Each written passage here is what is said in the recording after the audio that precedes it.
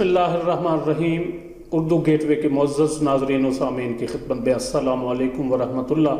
नाज़रीन ग्रामी, फितनों का दौर जो है वो क़यामत की निशानियों में से एक निशानी है और हम यकीनन फितनों के दौर में से गुज़र रहे हैं। इस दौर के बाद क़यामत की अलामात कुबरा का ज़हूर शुरू होगा, लेकिन मालूम नहीं कि ये दौर जो फितनों का दौर है और जिस दौर से हम गुज़र रहे हैं ये कब तक जारी रहेगा। हजूर नबी अकरम सल्लल्लाहु अलैहि वसल्लम ने हमें जिन फितनों के बारे में ख़बरदार फरमाया है, उन फितनों में से एक बहुत बड़ा फितना जो है वो दज्जाल का फितना है। इस वीडियो में हम अहादीस मुबारका की रोशनी में ये जानने की कोशिश करेंगे कि दज्जाल का ज़हूर किस इलाके से होगा या किस इलाके से हो सकता है। लेकिन तफसील में जाने से पहले आपसे गुजारिश है कि अगर आपने हमारा ये चैनल अभी तक सब्सक्राइब नहीं किया तो जल्दी से इसे सब्सक्राइब कर लें, ताकि आपको इस तरह की और मालूमाती वीडियोस देखने को मिलती रहें।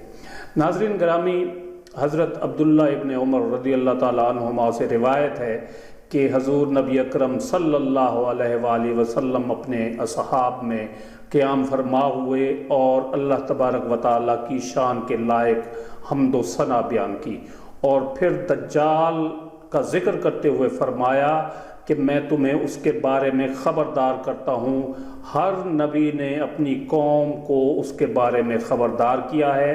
बेशक हज़रत नूह अलैहिस्सलाम ने भी अपनी कौम को इस बारे में ख़बरदार किया, लेकिन मैं तुम्हें उसके बारे में एक ऐसी बात बताना चाहता हूँ जो किसी नबी ने अपनी कौम को नहीं बताई, कि जान लो कि वो बिलाशुबा काना होगा।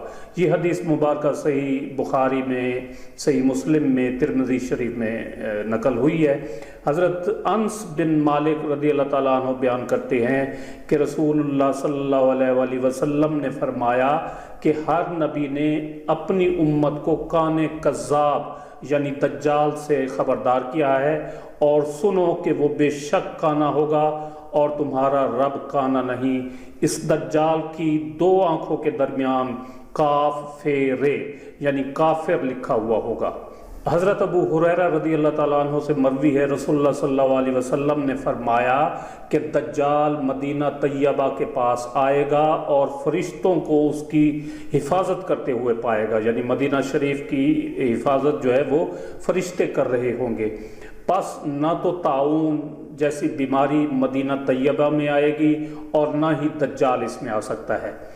हज़रत अबू हुरैरा रज़ी अल्लाह ताला अन्हु से मरवी एक और हदीस है कि हज़ूर नबी अकरम सल्लल्लाहु अलैहि वसल्लम ने फरमाया कि क़यामत उस वक्त तक कायम नहीं होगी जब तक झूठे दज्जालों को इस दुनिया में न भेज दिया जाए, जो कि 30 के करीब होंगे, और इनमें से हर एक का ये दावा होगा कि वो अल्लाह का रसूल है। इस रिवायत से ये पता चला कि दज्जाल फ़कत एक नहीं बल्कि 30 दज्जाल होंगे, और इनमें से जो दज्जाल अकबर होगा वो एक आँख से काना होगा, दाईं आँख से काना होगा, और सैयदना हज़रत ईसा अलैहिस्सलाम उसे कत्ल करेंगे। बाकी सब छोटे दज्जाल होंगे। इन अहादीस मुबारका से ये बात भी साबित शुदा है कि हज़रत ईसा इब्न मरियम अलैहिस्सलाम और मसीह दज्जाल जो है ये कुर्ब क़यामत में एक ही ज़माना में आएंगे। मसीह दज्जाल हज़रत ईसा इब्न मरियम अलैहिस्सलाम के हाथों कत्ल होकर जहन्नम वासिल होगा। नाज़रीन ग्रामी, दज्जाल के हाथों मुहय्यरुल उक़ूल वाक़यात सरज़द होंगे। दज्जाल जब आएगा तो उसके पास पानी के ज़ख़ायर और फल होंगे। आसमान को हुक्म देगा कि बरस, तो वो बरस पड़ेगा यानी बारिश शुरू हो जाएगी। ज़मीन को हुक्म देगा कि वो तू अपनी पैदावार उगा, तो वो उगा देगी। तो उसके पास सुरीद का पहाड़ होगा, यानी इससे मुराद ये हो सकता है कि खाना पका पकाया तैयार होगा। मुमकिन है जिस तरह आज डब्बा पैक खाना बाज़ार में दस्तयाब होता है, इसी तरह को कोई खाना हो। तो उसका एक फितना ये भी होगा कि वो एक देहाती के पास से गुजरेगा जिसके वालिदैन मर चुके होंगे, तो वो दज्जाल उस देहाती से कहेगा कि क्या ख्याल है अगर मैं तेरे वालिदैन को ज़िंदा करके उठा दूँ दोबारा, तो क्या तू मेरे रब होने की गवाही देगा? तो वो देहाती कहेगा कि क्यों नहीं। اب دجال اپنے دو شیطانوں سے کہے گا کہ اس کے ماں باپ کی شکل بن کر اس کے سامنے کھڑے ہو جاؤ، چنانچہ وہ دونوں اپنی شکلیں تبدیل کر کے اس کے سامنے کھڑے ہو جائیں گے، ایک اس کے باپ کی شکل میں اور ایک اس کی ماں کی شکل میں ظاہر ہوگا۔ پھر وہ دونوں کہیں گے کہ اے بیٹے اس کے ساتھ ہو جا، یہ تیرا رب ہے۔ وہ دجال جو ہے وہ تمام دنیا میں گھومے گا سوائے مکہ اور مدینہ کے اور بیت المقدس کے۔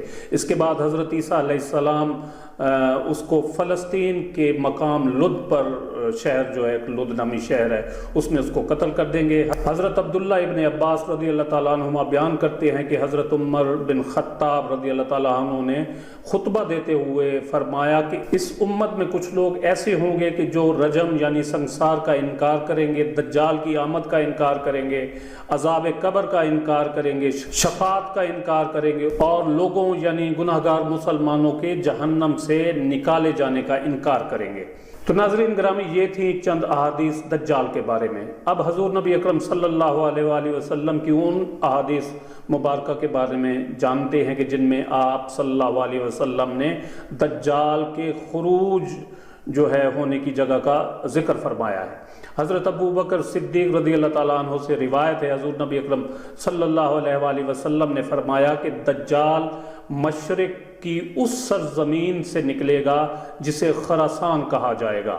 اس کے پیچھے ایسی قومیں ہوں گی جن کے چہرے تہ بتہ ڈھال کی طرح ہوں گے۔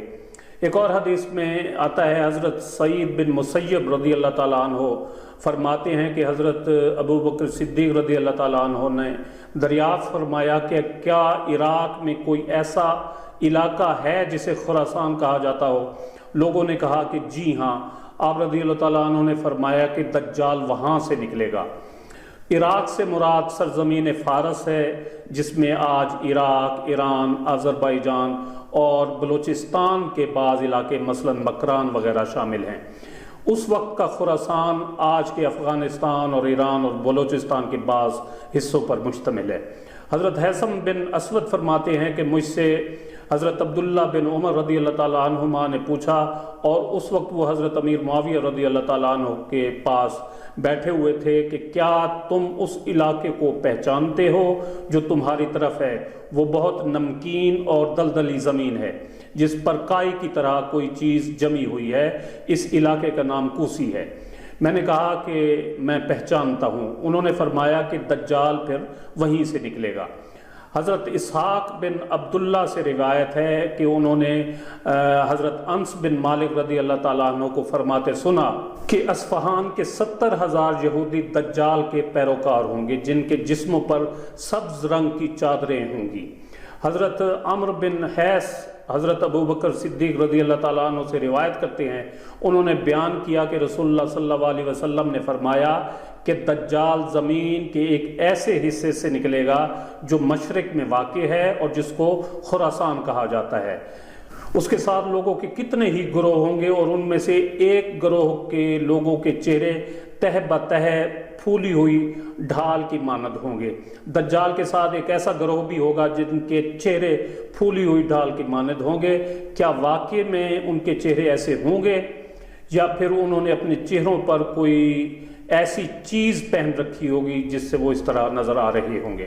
ناظرین گرامی، ان احادیث مبارکہ میں صراحت سے ذکر ہے کہ دجال کا مقام خروج خراسان کا علاقہ ہوگا۔ اب خراسان میں کون کون سے علاقے شامل ہیں، تو اس حوالے سے ڈاکٹر اسرار احمد مرحوم کے مطابق افغانستان، ایران اور پاکستان کا شمال مغربی علاقہ، جس میں بلوچستان اور KPK کے علاقے آتے ہیں، تو یہ علاقے جو ہیں یہ ان علاقوں کو خراسان کا علاقہ شمار کیا جاتا ہے، اور اس علاقے سے احادیث مبارکہ کے مطابق دجال کا خروج ہوگا یا دجال ظاہر ہوگا۔ لیکن حتمی اور یقینی علاقے کے بارے میں اللہ تبارک و تعالیٰ کی ذات بہتر جانتی ہے، باقی سب تخمینے اور اندازے ہیں جو کہ غلط ہو سکتے ہیں۔ تو ناظرین گرامی، یہ تھی آج کی ویڈیو، جو امید ہے آپ کو پسند آئی ہوگی، جسے لائک اور شیئر کرنا نہ بھولیں، اور اپنی رائے کا اظہار کمنٹ سیکشن میں ضرور کریں۔